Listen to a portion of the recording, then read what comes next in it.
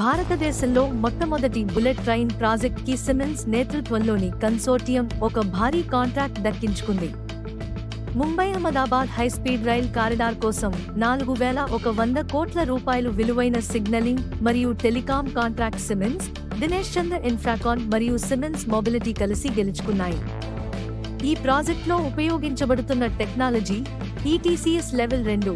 దీనివల్ల గంటకు 350 కిలోమీటర్లు వరకు ట్రైన్స్ నడపవచ్చు. సిమెన్స్ వాటా 1230 కోట్ల రూపాయలు.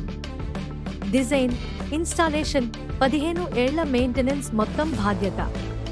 Q2 FY25లో సిమెన్స్కు కొత్త ఆర్డర్లు 44% పెరిగాయి. అంతర్జాతీయంగా కూడా సంస్థ మార్జిన్లు మెరుగవుతున్నాయి.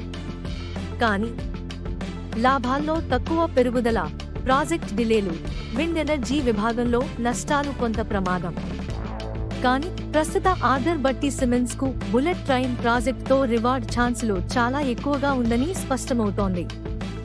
ఇలాంటి స్టాక్ అప్డేట్స్ కోసం AR స్టాక్ మార్కెట్ విస్పరర్స్ ఛానల్ని ఇప్పుడు సబ్స్క్రైబ్ చేయండి.